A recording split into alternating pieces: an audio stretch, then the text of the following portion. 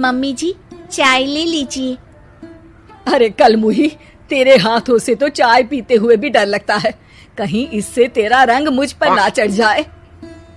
अगर इन्हें इतनी ही शर्म होती तो मेरे इतने हैंडसम भाई को इस तरह फंसाती नहीं।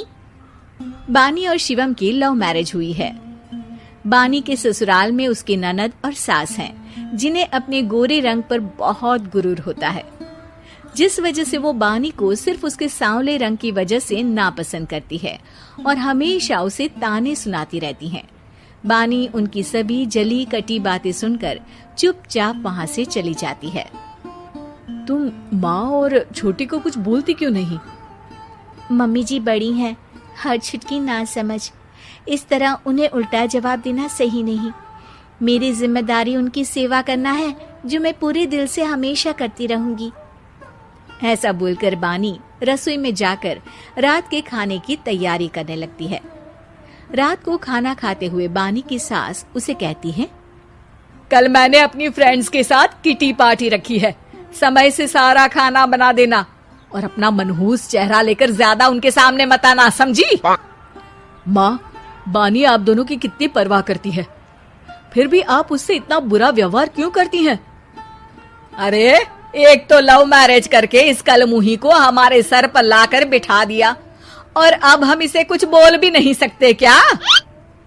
भैया तो इनकी तरफदारी करेंगे ही, आखिर इन्होंने पूरी तरह उन्हें अपने वश में जो किया है। जिसे जो करना है करे, बस कल मेरा सारा काम समय पर हो जाना चाहिए। इस पर सब खाना खाकर सोने चले जाते हैं और अगले दिन बानी जल्दी उठकर सास की किटी पार्टी के लिए तैयारियां शुरू कर देती है, जिस पर पार्टी शुरू होने के बाद सास की सहेलियां कहती हैं, अरे वाह री, तेरी बहू ने तो बड़े स्वादिष्ट समोसे बनाए हैं। हाँ भाई, रंग कैसा भी हो, खाना बनाने में बिल्कुल अन्नपूर्णा है।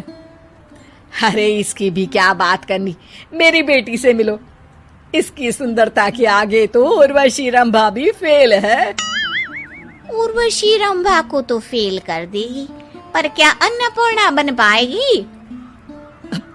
अरे इसे काम करने की क्या जरूरत, उसके लिए बानी है तो, और मैं तो इसकी शादी भी किसी नौकर चाकर वाले घर में ही करूंगी। बानी वापस रसोई में चली जाती है और किटी पार्टी चलती रहती है। उसी रात को बानी की सास गुस्से में चिल्लाते हुए अपने कमरे से बाहर निकल कर आती है। हाय रे, चोरी हो गई मेरे पैसे, पक्का पक्का इस कलमुही की वजह से हुआ है ये सब। अरे क्या हुआ माँ, कौन सा आसमान टूट गया? अरे आसमान तो उसी दिन टूट गया था जब तू इस कलमुही से शादी करके इसे घर में ले आया था। खुद तो आई ही, अपने साथ साथ मनहूसियत का काला साया भी मेरे घर ले आई। अरे हुआ क्या माँ? अरे मेरी तिजोरी में रखे पैसे कहीं गायब हो गए, सुबह ही देखा, अरे यहीं रखे थे। क्या आप मुझ पर चोरी का इल्जाम लगा रही हैं? अरे काली बिल्ली पर भी क्या कोई मनहूसियत का इल्जाम लगाता है? ऐसा बोलकर बानी की सास वहां से चली जाती है, जिसके बाद शिवम और बानी बात करने लगते हैं।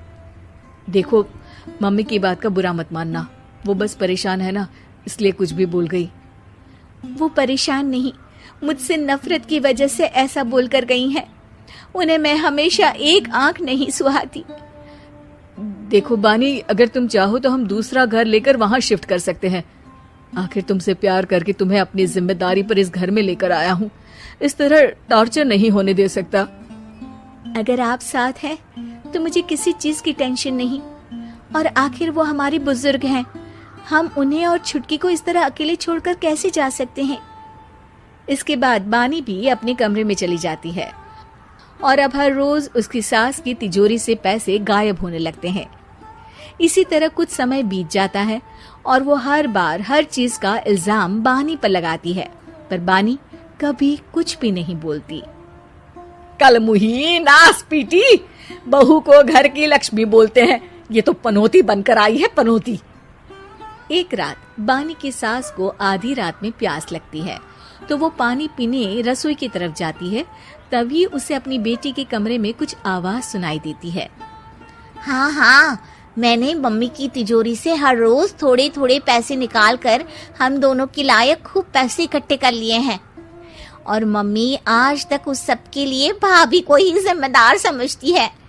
तुम बस जल्दी से आकर मुझे यहाँ से ले जाओ और हम कहीं दूर जाकर शादी कर लेंगे। मम्मी को कुछ पता नहीं चलेगा, सब मुसीबत खत्म। अपनी बेटी की ये सारी बातें सुनकर बानी की सास भौचक्की रह जाती है और अपने कमरे में वापस चली जाती है। जब अगली सुबह बानी सास के कमरे में आती है, मम्मी जी, क्या बात है, आज आप कमरे से बाहर ही नहीं आई? आपकी तबीयत तो ठीक है ना? क्या छुटकी कमरे से बाहर आई या तुम उसके कमरे में गई? नहीं नहीं, क्यों, जाना है क्या? मैं अभी चली जाती हूँ। नहीं, कोई कहीं नहीं जाएगा। इस पर वो बानी को साथ लेकर कमरे से बाहर आती है, जहाँ शिवम भी होता है। वहाँ उसकी सास बोलती है, छुटकी मेरी तिजोरी के सारे पैसे लेकर अपनी माँ के बारे में कोई ख्याल करे बिना किसी लड़के के साथ घर छोड़कर चली गई। और बहू, तुमने मुझ जैसी सास की सेवा करने के लिए अपने ही पति के साथ दूसरे घर जाने से मना कर दिया। मैंने हमेशा तुम्हारा रंग देखा अच्छा ही नहीं, जो मेरी सबसे बड़ी गलती है। मुझे माफ कर दे बेटा। और इसके बाद बानी की सास कभी अपनी बहू की